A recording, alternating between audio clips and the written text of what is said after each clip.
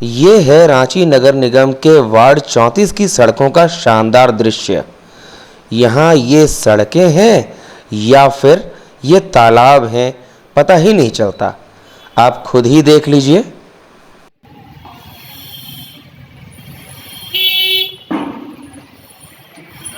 इतना ही नहीं, यहाँ बची खुची सड़कों का जो दृश्य है वो तो आपको हैरान ही करके रख देगा। कहीं पर सड़कें टूटी हुई हैं तो कहीं पर गड्ढों में ही सड़कों का साम्राज्य है।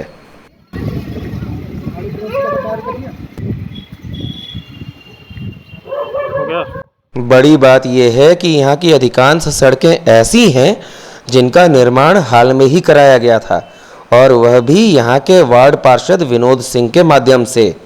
लेकिन सड़कों की स्थिति कैसी है आप खुद देख लीजिए। गिट्टियाँ तक निकल आई हैं और अलकतरे का तो पता भी नहीं।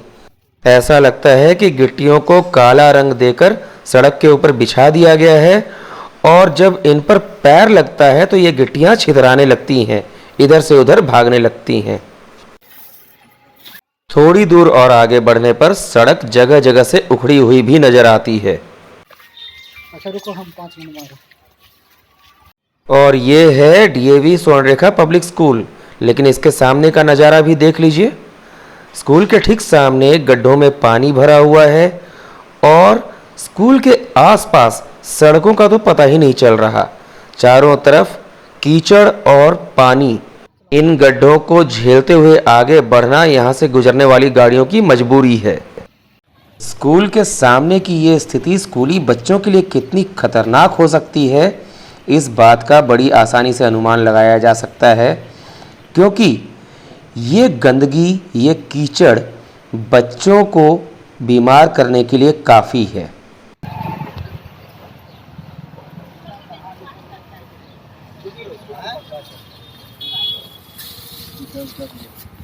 लोगों का आरोप है कि इस स्कूल में हजारों बच्चे पढ़ते हैं, लेकिन स्कूल के सामने सड़क की व्यवस्था नहीं है।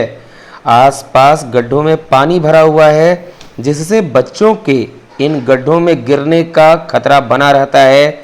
बच्चे घायल भी हो सकते हैं। लेकिन लगता है कि वार्ड 34 के पार्षद महोदय यानी विनोद सिंह जी को तो इन बातों से कोई फर्क ही नहीं पड़ता। सड़कों की बदहाली का मामला हो या कुछ और, वे अपना पल्ला झाड़ते नजर आते हैं। तो चलिए अब चलकर विनोद सिंह जी से ही बात करते हैं। विनोद सिंह जी, अभी हम लोग आपके वार्ड 34 में हमने भ्रमण किया। यहाँ पर हमने देखा कि सड़कें जो हैं, जो देखकर लग रहा है कि हाल में बनी है, बहुत पुरानी नहीं है। सड़कों की गिट्टियां सारी बाहर आ चुकी हैं। सड़कों की स्थिति बहुत अधिक दयनीय है। क्या कारण है इसके पीछे? जिस सड़क की आप बात कर रहे हैं, यह सड़क लास्ट अप्रैल में बनना शुरू हुआ। ठेकेदार और प्लांट के बीच कुछ बात हुआ, विवाद हुआ। काम लेट हो जाने की वजह से अभी बरसात आ गई। अब बरसात की वजह से ये कार्य बंद है, विभाग के द्वारा बंद किया गया है कि अभी बरसात में काम नहीं होगा। इस पर क्या है कि इस सड़क पे पहले BM एक लेयर दिया गया, और उसके ऊपर BC नहीं हो पाया। बरसात आने की वजह से ये कार्य अधूरा है, इसलिए इस सड़क की स्थिति ऐसी है। और बरसात जैसे खत्म होगा, इस काम को हम फिर से शुरू करवाएंगे ठेकेदार से कह करके, और बढ़िया से बढ़िया सड़क बनाकर हम जनता को और अपने वार्ड की जनता को देंगे।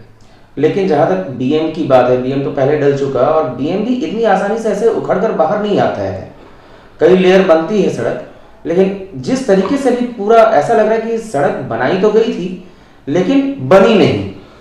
बनाने का तो काम किया ही जा रहा था, लेकिन सड़क हम तो बताएं आपसे कि जो मेरे जानकारी में है, जो हमने ठेकेदार से पूछा, JE से पूछा, इंजीनियर से पूछा, सीधी सी बात है कि काम बंद है। अगर कोई काम खराब हुआ है तो उसको हटा करके फिर से नया गिट्टी और नया अलकतरा दे करके वहाँ बनाने का काम किया जाएगा। तो अभी की जो स्थिति है वो तो जनता के लिए खतरनाक है। लोग गिर रहे हैं, फिसल रहे हैं, तो उसके लिए क्या कुछ आपने सोचा है?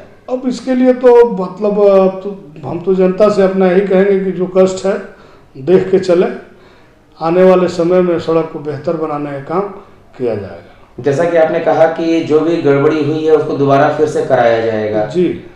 तो ये भी तो एक तरीके से पैसे की देखिए, बर्बादी। गड़बड़ी कुछ नहीं, पैसे की बर्बादी क्या है कि जो काम ठेकेदार को दिया गया है, जब तक ये कार्य को पूर्ण नहीं करेंगे तब तक इनको 1 रुपया का राशि विभाग से मिलने नहीं जा रहा। तो जो भी काम अभी तक हुआ, चाहे ठेकेदार की जेब से हो या किसी की भी जेब से, आखिर धन की बर्बादी किसी की भी हो, वो नुकसान तो है ही, देश का नुकसान है, राज्य का नुकसान है, नहीं देखिए, जनता का नुकसान है कहीं ना कहीं। हम तो ये देखेंगे कि भाई मेरे जनता का नुकसान नहीं हो और हमारे सरकार का नुकसान नहीं हो। अगर संवेदक की गलती से ऐसा हुआ है तो ये संवेदक का नुकसान है, हमारी जनता और हमारी सरकार के कहीं से कुछ जा नहीं रहा।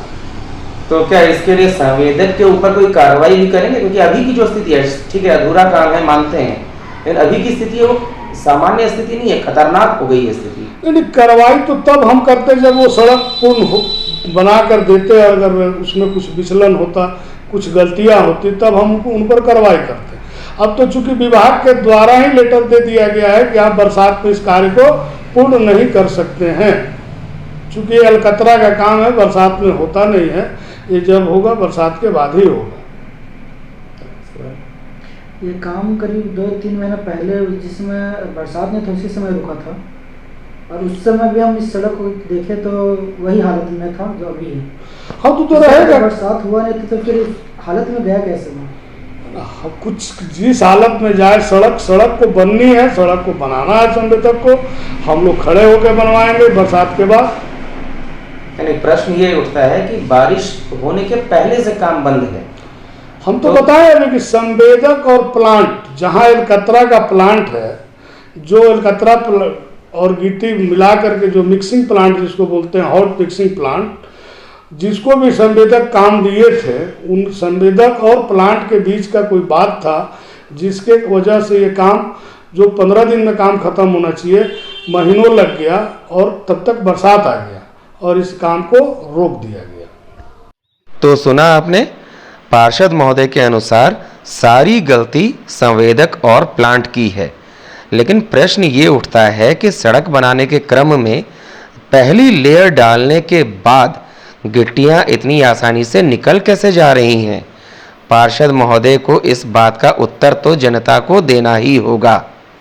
वार्ड 34 से ब्यूरो रिपोर्ट, रांची।